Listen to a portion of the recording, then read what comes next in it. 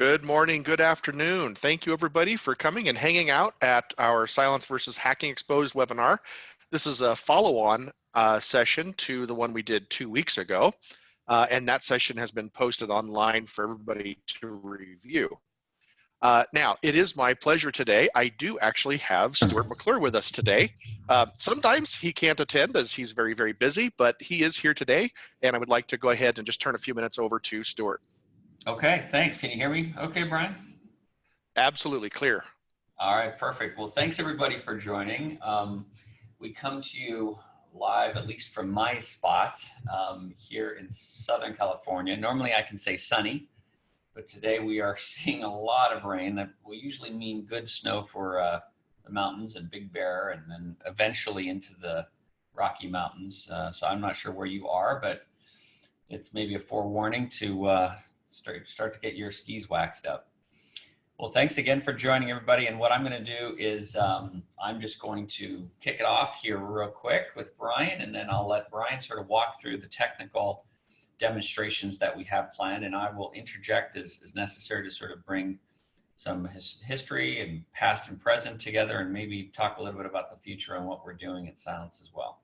Thanks, Stu. And good morning, good afternoon from my location as well. Stuart and I are not sitting together today. I'm actually operating out of my office in the sunny, cold state of Montana. So we're a few thousand miles apart, or I guess 1,000 miles apart, but we're able to come together today and kind of give you guys a pretty cool session. So just to kind of kick this off a little bit, and Stu, like you said, just feel free to pop in at any time. I will. 2 weeks ago, we did Hacking Exposed, where we showed how to compromise a system from remote. We are using some of the techniques and tools from the MITRE ATT&CK framework. We kind of modified them, but we're using the steps and the processes. And so in our hands-on, we did, we built up a command and control environment, and we used several different methods of bypassing existing defenses that you guys could use in your own networks to test these different tools out. And we built some weaponization with a malspam campaign, established a foothold in our victim environment, and we put it all together and we exfiltrated data. And then just for kicks, we left the system ransomed when we were finished. So that's kind of what we did here a couple of weeks ago in showing that. And the goal of today is to show essentially how Cylance technology can, at multiple layers, actually prevent this attack that we showed a couple weeks ago from happening. So today, we're not going to be having a victim system. We're going to actually be using a system that has Cylance installed on it and kind of going through those processes. And a bit on logistics here, Brian, just to remind everybody, if you do have any questions throughout, feel free to use the Q&A tab down on the app, and I'll try and maintain it, and I'll kick over questions as I can with Brian, and we can try and answer them in real time.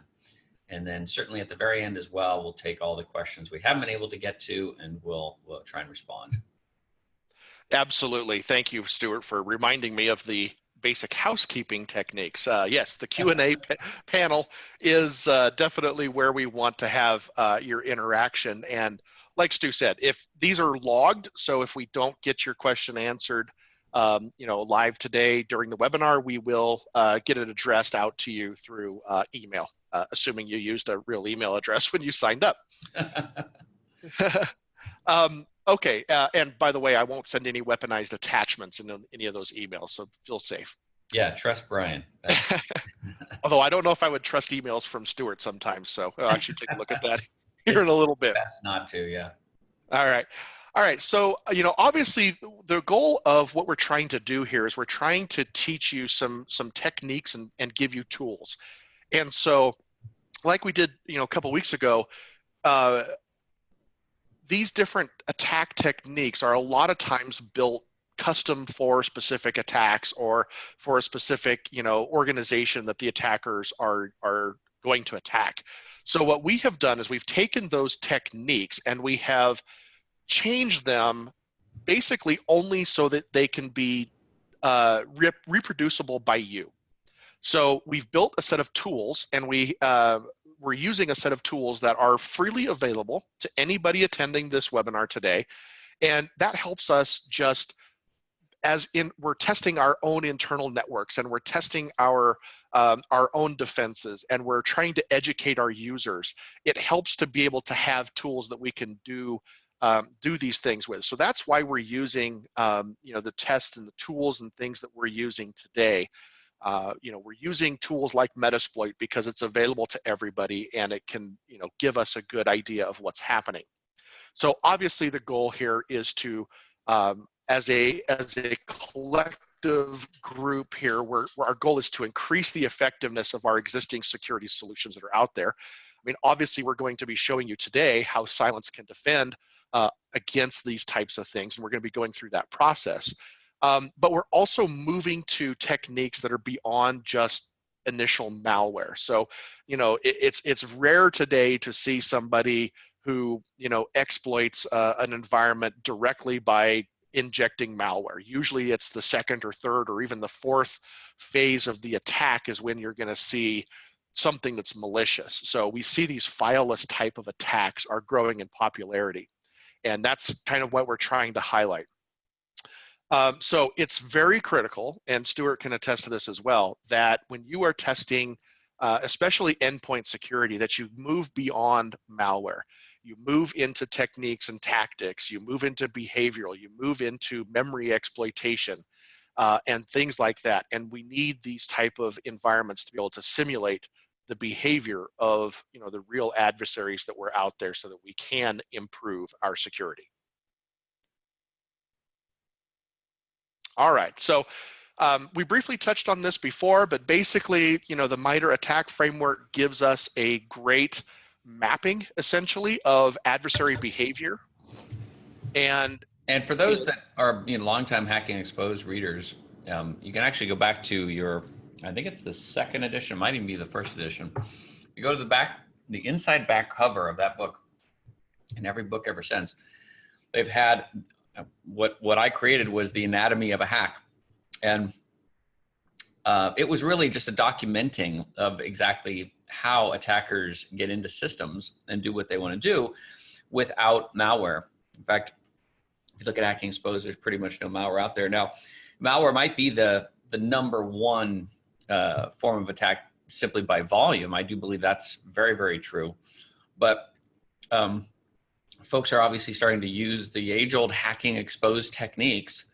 And now MITRE's done a pretty good job of documenting them as well into their own framework called ATT&CK. And this tends to be a pretty good place to pull from and just make sure that all of the current and past techniques that have been used in prior campaigns can be identified, detected, and prevented, hopefully. Yep, exactly. And even today, we're going to be using some of these very old techniques that, were in some of your books, years and years and years ago. So, but like Stu said, whether it's anatomy of attack that is documented in Hacking Exposed or MITRE ATT&CK framework, it's important for just to understand kind of the steps, the behavior, and that allows us to, again, to better implement our security, and as well as when it comes to verifying that those tools are actually doing what they're supposed to be doing, it gives us almost kind of a checklist. All right, so today we're going to be going through, and we did this again, like I said, 2 weeks ago against a victim system to do all these things. But we're essentially going to go through 3 steps. We're going to do some setup work. We're then going to attempt to compromise our host, and then we're going to collect data and exfiltrate. And then at the end of the day, the goal would be to leave the system, completely ransomed, so that we can maybe get some more value or money out of our intended victim. So that's basically an overview, and we're going to go through kind of each one of these steps in phases. So on step 1, we are going to set up our command and control, and we're going to create our tools that we're going to use to attempt to bypass security. Now, the interesting thing is here is today we're going to be attempting to bypass Cylance, right? That's our goal. We have an endpoint that's protected, And our goal is to create something that is going to attempt to bypass the endpoint security. Now, however, as we did 2 weeks ago, there's a lot of techniques in this initial phase that actually bypasses a lot of different levels of security, whether it be network-based or anti-spam, email scanners, all those kind of things. Now, in past Hacking Exposed, Stuart and I have talked about using a lot of different methods to bypass defenses. We've shown how to use DLL hijacking and sideloading to get legitimate executables to actually execute non-legitimate or malicious DLLs on our behalf. We've talked about obfuscation of malware, obfuscation of legitimate executables, and we've talked about doing things like injecting into running processes and things like that. So today, we are actually going to utilize to inject shellcode directly into memory. So we're going to build an EXE, but the EXE is not going to be malicious as it sits on disk. In fact, as it runs behaviorally, it's even going to not look malicious because we're going to use a legitimate executable that we're going to download. And so when it actually runs, it's going to inject the shellcode directly into memory. Now, what we're going to inject is going to be a Metasploit reverse interpreter session so that we can establish connection to our C2. Now, and this is an interesting one. The second thing that we're going to do is we're going to do something called file pumping. Now, file pumping has been a technique, Stuart, this has been probably 20 plus years. Oh gosh, yeah, at least. I remember the very first forms of it were simple batch scripts or basic scripts actually that we would put together to bypass the early forms of McAfee antivirus and Dr. Solomon. Yeah, it was easy. Yeah, and basically, back then the CPUs weren't as powerful and memory wasn't as abundant and even disk storage wasn't as abundant. So there were pretty much these hard-coded, file size limits put in because, at that time, if, you were going to get, a 50 megabyte file and, you would peg your CPU for minutes to try to scan that thing. So Yep. at that time, what a lot of vendors put in place was this performance effectiveness trade-off decision, right? So they say, if a file is over a certain size, we're not going to impact the end user and we're simply not going to scan it. Right. Now, the interesting thing is that as always happens, history repeats itself. And we've now entered into an era where not only is this still being used by a lot of the traditional endpoint security, but it's actually being used by a lot of the next gen security products as well. And really the reason now is not necessarily for endpoint scanning, it's because they don't make the decision on the endpoints. They have to upload these files to cloud services for detonation engines or whatever they have. And basically they're making a trade-off that says if the file is over a certain size, we're not going to upload that right away, or we're going to upload it, but we're not going to wait for a decision before we allow the code to execute. So it's kind of funny how history repeats itself. It certainly is. Can never seem to get rid of some of this stuff. Yep. So the cool thing is you could take any small sample of malware that's publicly known, and you could use a file pumper script or something. We actually just built a little Python script to do this. But basically, you could just add a bunch of fake data to the file, and you'd be surprised at what type of products out there would obviously ignore this. Very common in the gateway scanner type of products as well. They'll simply ignore files of certain sizes and just allow them to pass through. For those of you who were here a couple weeks ago or some other webinars we've done, that this is a kind of a common layout that I use. And I've got a couple of Kali Linux sessions open on the left-hand side because we're going to be using Kali to execute our Metasploit framework and some other things that we're going to do on the Linux side. And then, of course, I've got my worker workstation here. And this is going to be used to kind of build the tools that we're going to use in today's session. So we need to find, the first thing we need to do is we need to find an executable that is something that runs standalone, meaning it's completely self-contained. It doesn't need to be installed. It doesn't need to sit in System 32 or anywhere else. It just is an executable that can stand alone and run anywhere. And for our purposes today, I think what what we used a couple weeks ago and what I like using is because it's a very common tool that we all use in our environments every day is something like auto runs. So we're just going to go to Microsoft's site and download a copy of auto runs. And Shelter is the tool that we're going to use here in a few moments, assuming I can get past the EULA here. So we'll just take a copy of the 32-bit version of auto runs and drag it out on the desktop. Now, the reason I'm choosing the 32-bit version of auto runs is simply because it's kind of a current limitation in the tool called Shelter that we're going to use here in a second. It only works with a 32-bit EXE, even though we're on 64-bit systems, but I know these guys are working on it, and it's a really cool tool. So we have downloaded a copy of Shelter, and the URL right there on the screen if you want to go get it yourself.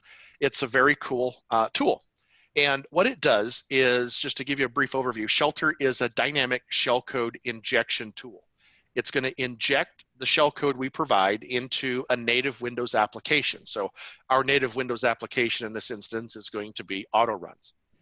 Now, different from a lot of different tools out there, it basically leverages the existing structure of the PE, and it doesn't apply modifications such as changing memory access permissions, adding additional sections with read, write, execute, access, or other things that essentially are going to look dodgy to an AV solution. So this tool is really designed to execute code in a way that the EXE itself is going to bypass a lot of security products that are out there.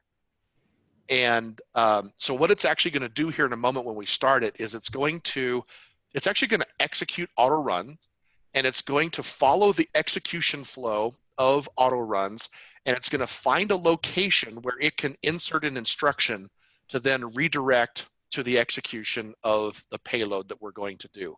So Shelter, it's really cool. I really encourage you to play with it.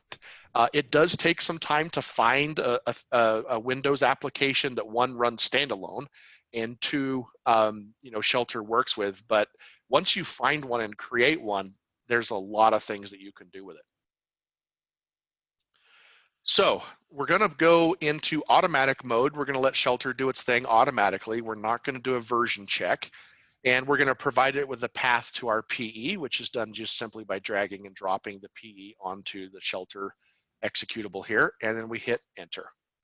And what it's going to do here, as I said before, it's going to execute auto runs EXE, and it's going to start looking for places where it can branch off and execute that other code. So this is going to run for about 30 seconds. And while that's being run over here, we're going to pop over into Metasploit and get our command and control set up over here. So we're going to use, obviously, the kind of traditional reverse handler that we have. And we're going to set up the listener on an IP and a port. And the payload that we're going to use today is a Windows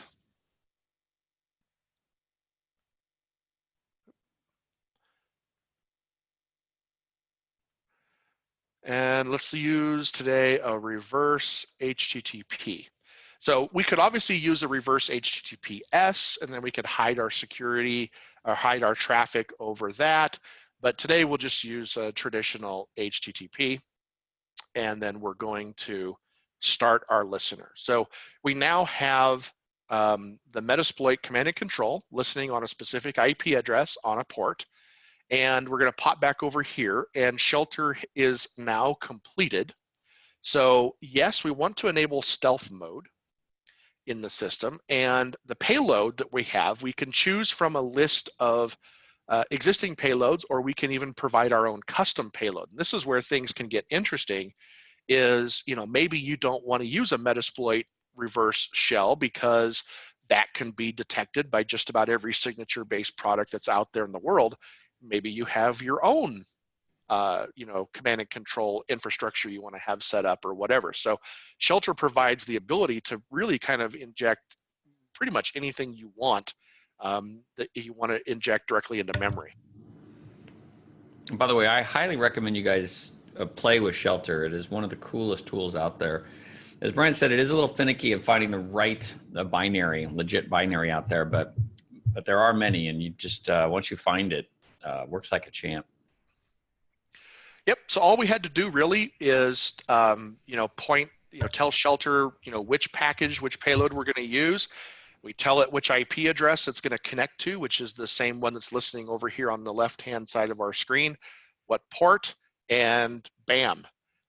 It's going to create that, and it's going to make sure that the injection is verified. And that's pretty much it. Shelter has completed its process. Now, the other things that we're going to do here is that we're going to try to also, do some traditional security bypasses by just changing the name of the file. And I'm going to change the name of this one to small.xls, just like we did last time. And, obviously this will visibly change the file into something that a user might want to click on a little bit more. But it's kind of actually funny is that some gateway products will simply ignore this file because it doesn't come through with an exe. They don't even look at the data file itself to determine if it's a PE or not. They'll just kind of ignore it based on its extension. So, that's kind of another method that can actually sort of bypass some of the tools that are out there. All right, so now we have created our, this is kind of what we're going to use to gain control of the system. We're gonna move that over to our Linux box, our Kali Linux box, which is actually hosting a little web server to deploy this here in a few moments. We'll get into that. So we're going to move into our landing page area here, and we're just going to FTP over from the Linux box into a little file server. And we're going to get the small.xls file. All right. Let's do. All right, it worked. We'll do that. Okay, so now, as you can see here, this file is only 702K. And we talked before about how we're going to actually pump up this file and make it something much, much larger. So that's done by this very simple, and I'm going to, oopsie, I'm actually gonna drop that to the screen so that when you guys get a copy of this, you can take this, there's nothing proprietary here, but you can basically take this Python script and create it yourself. And basically it's gonna ask for a number of megabytes that's gonna add to the file. And that's a very, very simple thing to build and use. So we're just gonna execute that now. And we're gonna use as the source file, our small. We're gonna add 30 megabytes to it, and we're gonna rename it as .xls. Hey Brian, I think you're cutting off down below. I can't see it. It might be me. Let me bring that up a fuzz. You're back. Okay. Okay. So once that has completed, we now have two files sitting in here. We have one, the original, which is only 702K, and we have another one, which is now just about 31 megabytes in size. So very quickly, with just a little Python script, we can now make this file bigger, and hopefully to a point where it's big enough that the endpoint security product or the gateway product or whatever is simply going to ignore it. Okay, so now we're going to use this other second session here to actually just run a very simple web server. We did this last time, and the idea here is that this is going to be a little web server that we're going to use when we attempt to exfiltrate some data off of our victim. Okay, so we now have our, we've got our attack file created. It's not malware, it's not malicious, it's a copy of auto runs. We've got our command and control set up, and we are now kind of ready to proceed to the next phase. So in the next phase, our goal is to establish a foothold in our environment, in our victim environment, and that is going to be done by compromising an endpoint. And a lot of different ways that attackers can establish footholds in your environments. And I kind of look at it in two ways. There's the easier, more scalable method with, I kind of call it lots of noise with very few results. And this is taking advantage of, mal spam, phishing campaign, email campaigns. Potentially if you had access to a compromised website, you could gain access that way and, compromise a download or something there. Taking advantage of maybe a public-facing vulnerability or exploit. But Stu, I know these are sometimes rare and hard to find. Or you can do a simple, different method of a drive-by attack. I call it, you drive by somebody's house, maybe a victim, a target CEO or something, and you throw a USB stick at their front door and let their kids pick it up. There's a lot of different ways you can do that. And then there's obviously more complex ways that you can try to establish foothold, where you're going to be focused maybe on quality over quantity. So less of a spray and pray and more of a dedicated attack, something like a supply chain compromise, third-party trusted relationships, partners, those kind of things.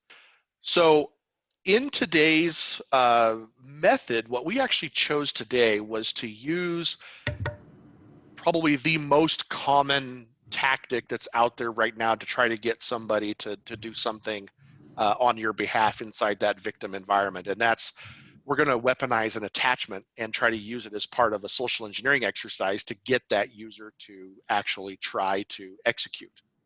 And in your environments, there are groups of people that are considered softer targets. They receive files all the time from external sources, HR, finance folks. They are a lot of times on the front line of your security, and it's very important that we educate them on what is good and what is bad, but also have them backed up with tools that allow them to get their job done, but still be protected.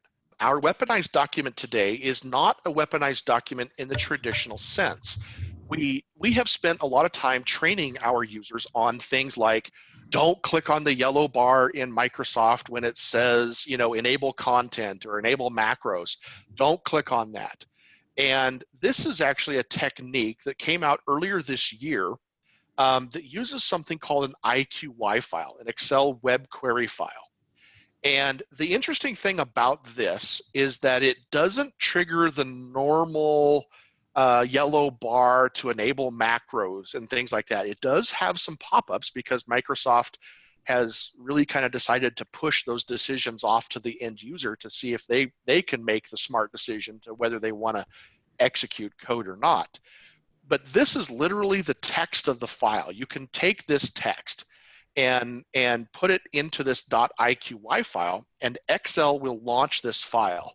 And what it's going to do is it's going to execute the commands in a cell of the document. So it's essentially designed to, let's say, download content and display it inside Microsoft Excel, but we can also exploit that behavior.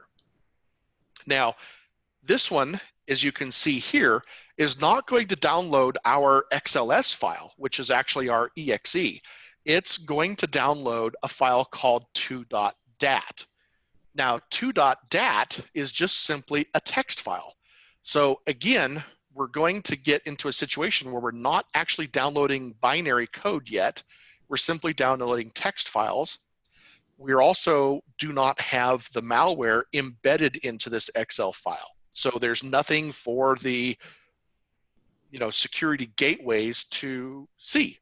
2.dat, what it does is it takes advantage of an Excel feature where you can actually have Excel execute external commands directly within a cell of the document. So the web query is going to download this command directly into the first cell of the document, and then it's going to execute it. Now, obviously, there's a lot of tools that can pick up PowerShell execution and things like that, but this is probably one of the most common methods of executing code without having to have a user double click on a file.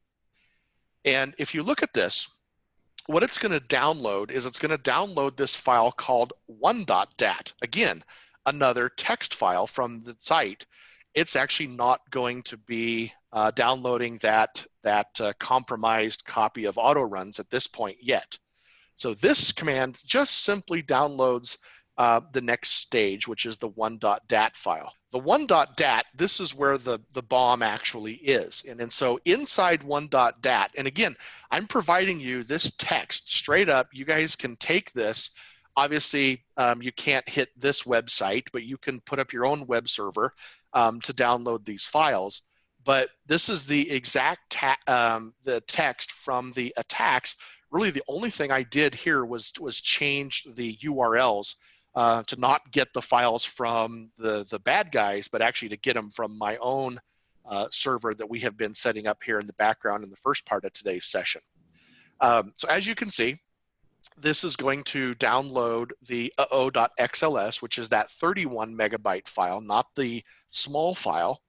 And then essentially it's going to store it on disk, and it's going to use command exe to execute that file. All right, so this is where the fun kind of begins. Please set up our systems to be ready to listen for any sort of connectivity back.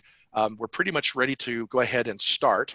And so what I need to grab right now is I'm going to switch over to my Cylance system. Now this is configured basically the same as the victim system that we used a couple of weeks ago, except for this one obviously has Cylance installed. So we've got documents that are sitting here. There's actually my driveway here in Montana. We've got pictures of my cows. We've got other types of documents on here. We've got this cool thing here called our channel marketing budget spreadsheet. And this is, some work documents that we have laying around on our PC here. And we've got all kinds of other things too. We've got some PDFs. We definitely have some interesting information that we want to, obtain from this machine as an attacker. We'll go ahead and bring up our calculator. We're going to use that here in a minute.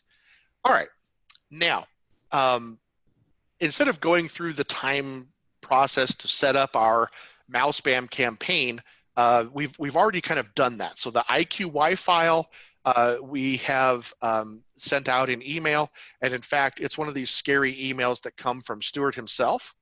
And so he sent me this unpaid invoice. And again, this is the traditional tactics. I'm sure every single one of you have seen these emails coming into your environment on a daily basis. Now, usually they come in with maybe a .js file or a zip file that contains a JS or some other type of script file, or sometimes maybe it's an exe, whatever. But this one started coming out earlier this year by the Neckers botnet, and they're using these IQY files because who the heck knows what an IQY file is? It's not something that's been used a lot. So again, the goal here is to throw off your users a little bit and try to go, hey, what is this thing? And so Stuart does a very good job of explaining actually what this thing is in here. Obviously, it's our latest unpaid invoice, and we need to get this invoice paid.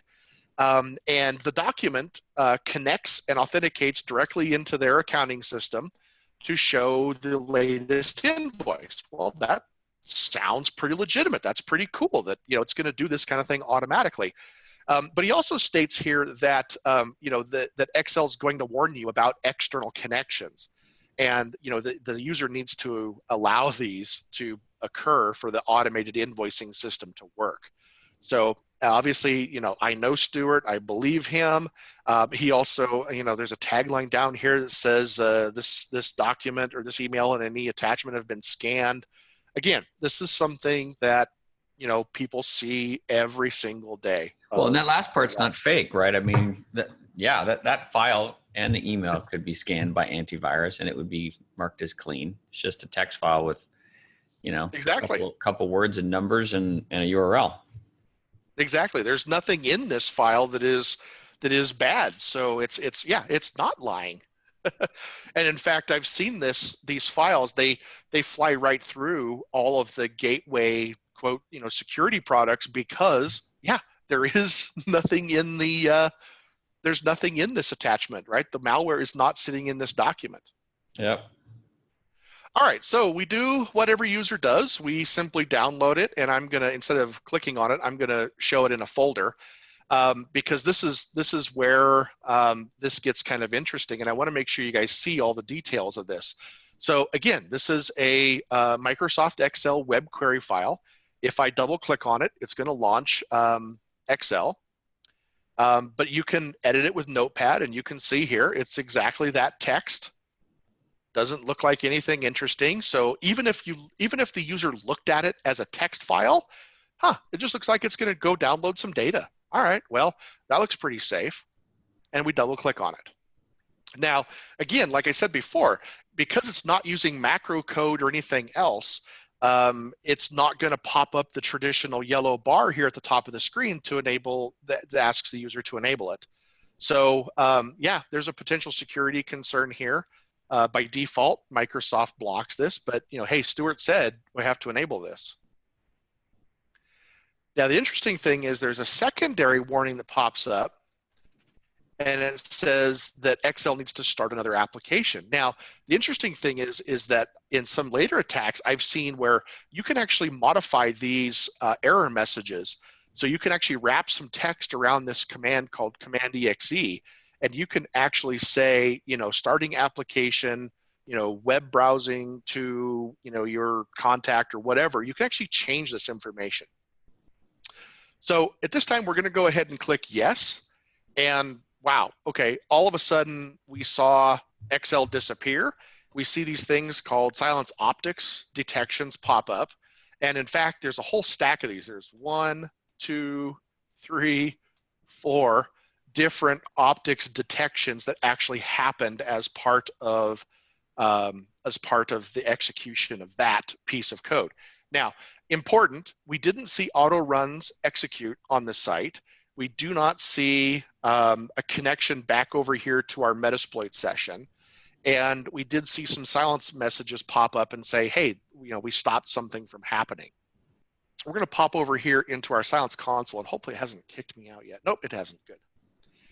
And the cool thing is we actually have here, we've got these brand new detections that have just come in from our system that we're doing. You can see here their status is new. And you can see here that we see lots of different things actually happening. We see PowerShell attempting to download. We see PowerShell attempting to execute things.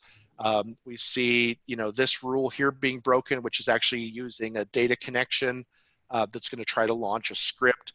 And we can just actually drill in here and actually get a look at what Cylance Optics actually sees from this. So there's one thing to note here.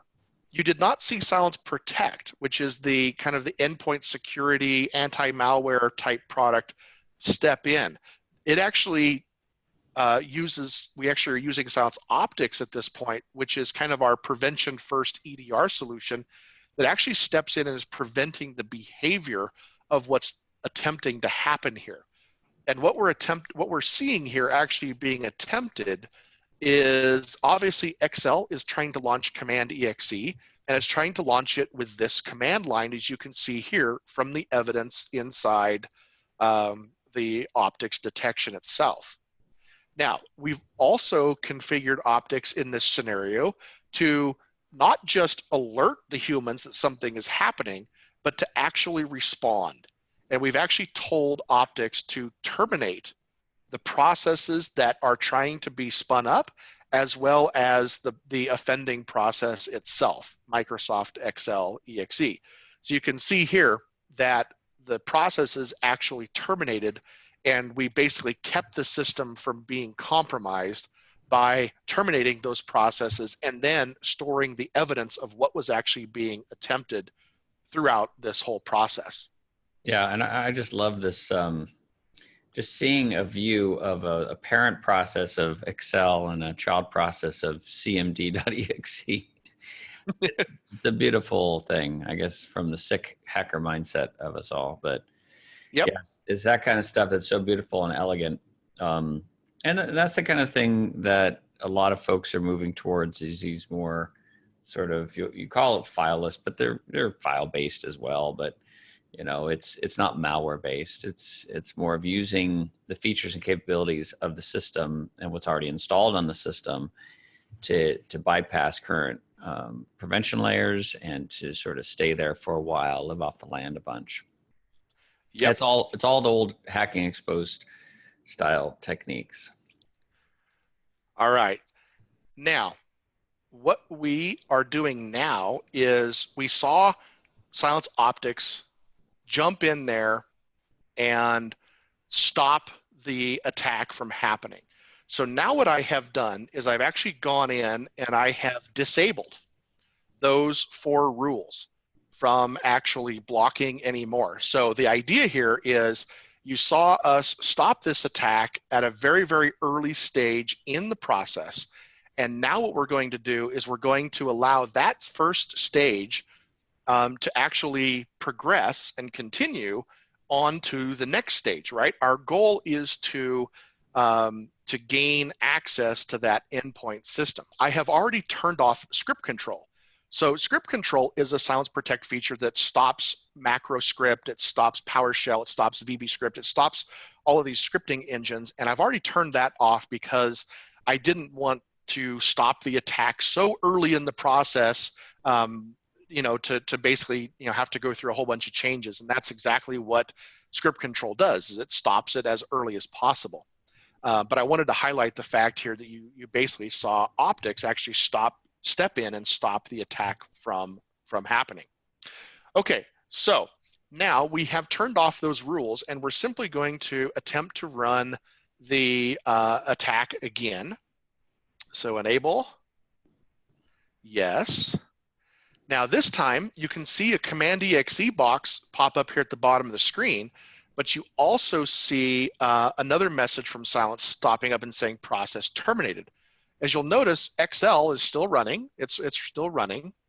We're going to close it, and then we're going to examine kind of what Cylance saw here. Now, this portion actually allowed the attack to progress. However, you do not see the connection over here to Metasploit. Now, the reason that that occurred is because we actually saw and detected the malicious memory exploitation.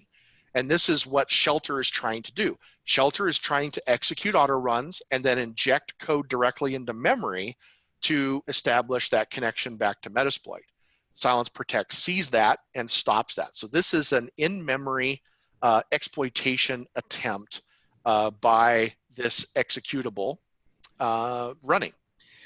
Yeah, and this capability has been in the technology, the Cylance technology, since the very beginning, since the 1.0 product, basically looking at every single loaded process, hooking it, and validating that it is only performing non-malicious functions.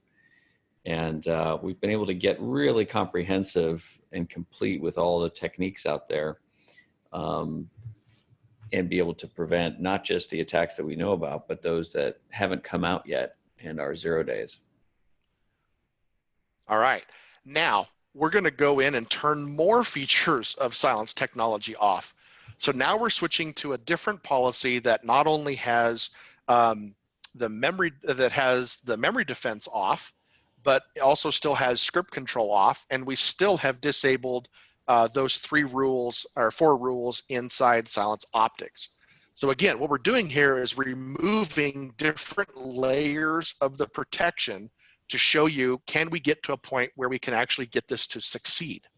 All right, so we now have memory defense turned off. So if we run this again, in theory, we should now get, auto runs should actually now execute, and we should actually get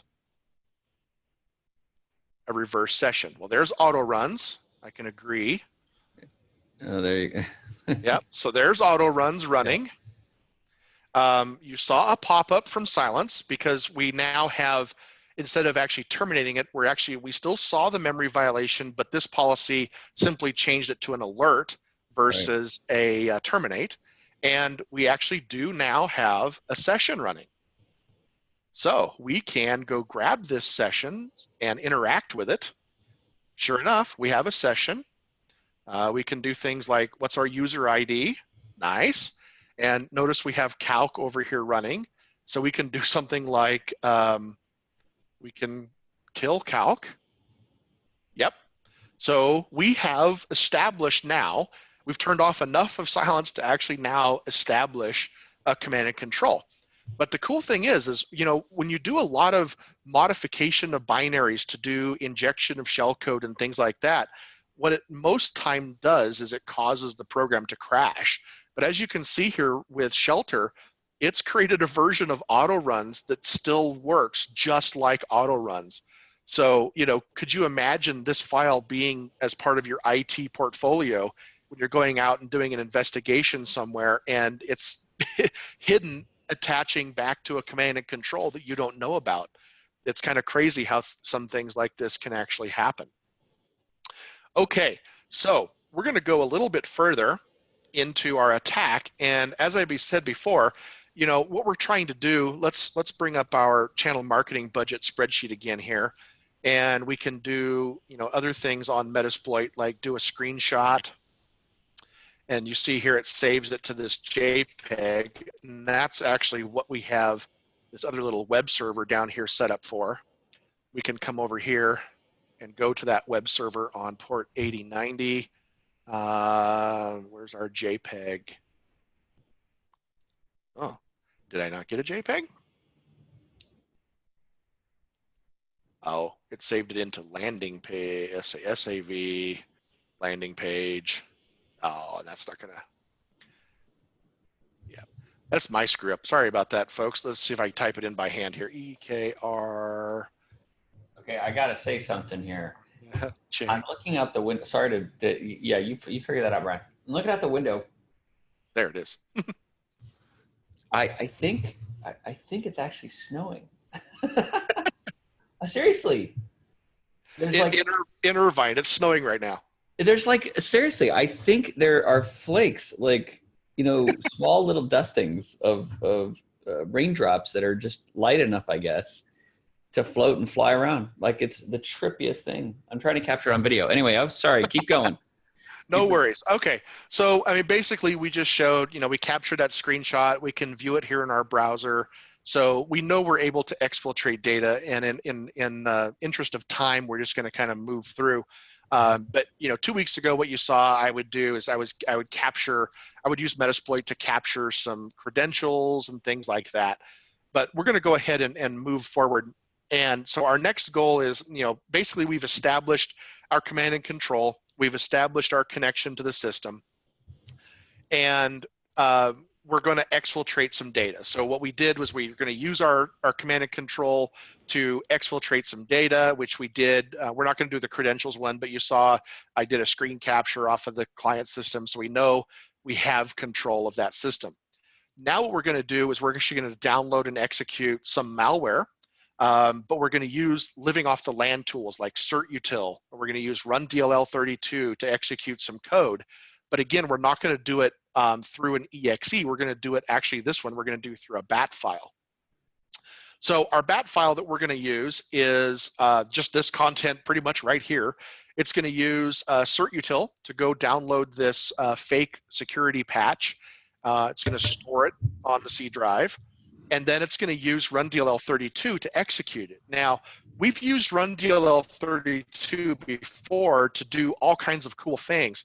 But the really interesting thing about this is how you can bypass things like BitLocker or whitelist tools that only list valid binaries, because obviously on a Windows system, RunDLL32 is a valid binary, and it has to run. So it's whitelisted by default. And so we can actually use this existing trusted tool to execute code on our behalf. And in this case, what we're going to execute, obviously, we're going to tell it to execute our security patch, which is fake. It happens to be a sample of ransomware that we're going to use. And the other little piece of this that I've added since the last time we used RunDLL32, if you look at this last command that's being executed, when we used RunDLL32 before, we talked about how if we ever saw RunDLL32 running as a user, it would be bad behavior. Now, what this does is it executes the code, and as soon as it executes, it then kills itself. So it kills its own copy of RunDLL32 running, and therefore the user, if they were to look, or if an incident responder were to look, RunDLL32 executing as a normal user. All right, so we need to drop into shell to do this, and we're actually going to use certutil. And let's back up a directory and let's sit into downloads. We're actually going to use certutil to download the bat file itself, which is the first part of this. So we're going to use certutil. And now that we have command and control of the box, we can pretty much tell the box to do anything we want. And a lot of these things that we're going to do are not visible to the user. So we're not popping up a browser or anything like that that the user can see as potentially bad behavior. We're going to tell certutil to download this file from our little fake website. And as you can see here, it just appeared in the downloads folder. And if we look at this file, it's that text that we just showed you a minute ago here. I'll just kind of break it up to give you a little bit of visible. So there's the two commands it's going to do. It's going to download, it's going to use certutil again to download this exe, and then it's going to use RunDLL32 to execute that. So we're not going to save any changes.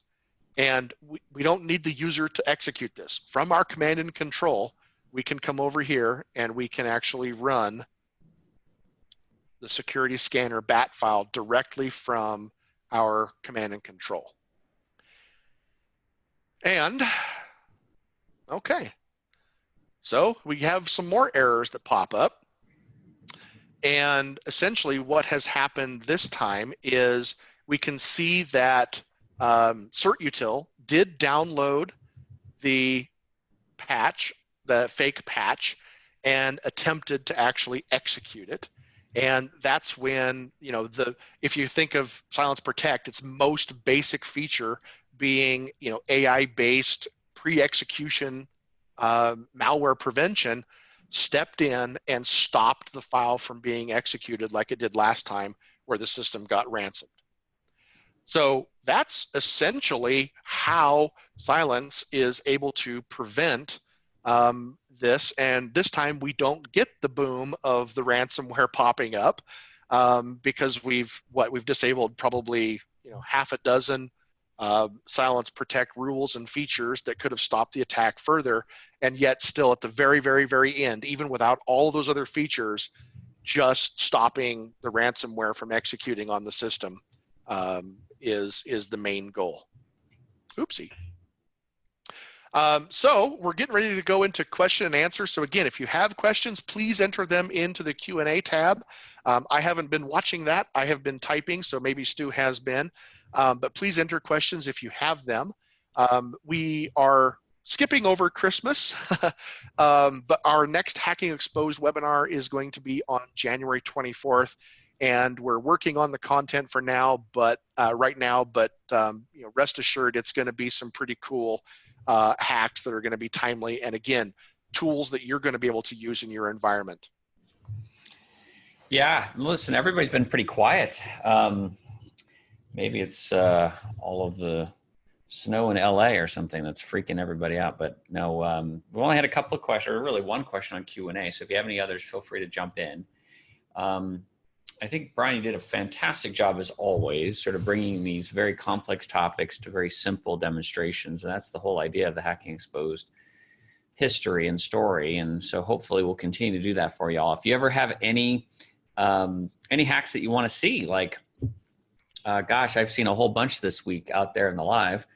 If you want to see any of those out there was one on universal plug and play vulnerability. There's tons of attacks that occur all the time that take advantage of CVEs, but some that don't. Just good old-fashioned hacking exposed techniques. There's always something creative that they come around and try and figure out to get bypass everything else. And we'd love to test it up against Cylance. So please don't be shy, and make sure you bring up what you'd like to see. We do have one question here from Kamal. Thanks. So is Cylance Optics the next AI of Cylance Protect? So yeah, so Optics is a module within Cylance Protect that is driven by machine learning, but it's machine learning learned from behavior. So unlike the traditional product of Cylance Protect, which built machine learning models around files like PEs, DLLs, PDFs, OLE documents, the Optics detection and response capabilities are now moved into prevention, and we can actually prevent malicious behavior, malicious activity, learned from millions of different endpoints, tracking on billions of different activities, both good and bad. And we've been able to build models that'll detect and make it completely signatureless, our ability to detect and prevent continued fileless-based attacks. It's really some of the coolest stuff that we're doing. And we're moving also on the AI front into things like scripting languages, interpreted languages, using natural language processing capabilities. We've moved AI far beyond the file-based techniques and now into countless other techniques, things like identity, for example.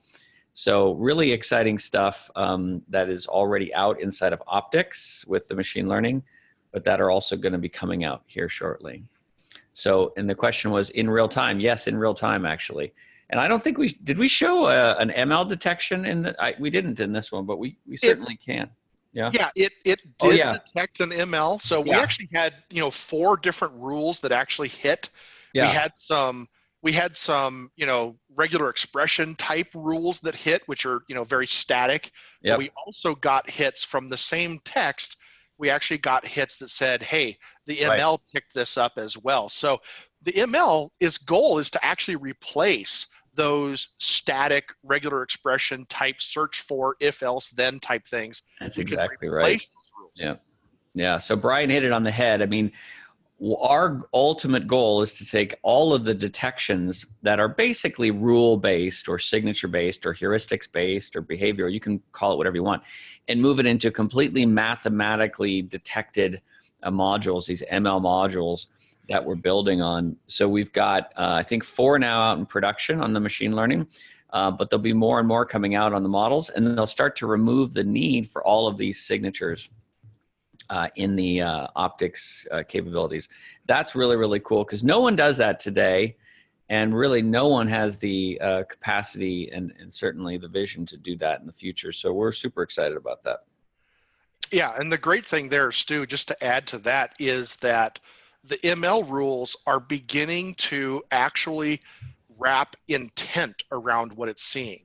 So the other ones are searching for, this EXE launches this, or very, very rigid, regular expression type searches. But the Optics ML can actually now start putting together actual intent. Yep. Yeah, to give it real context, which is the cool part. All right, well, we're up on the hour. Thank you again, everybody, for joining. And thank you, Brian, for all your tireless work and doing the heavy lifting and technical work anymore now. So we'll find some cool, exciting stuff for next time, and we'll see you then. Thanks, everybody. Have a great day.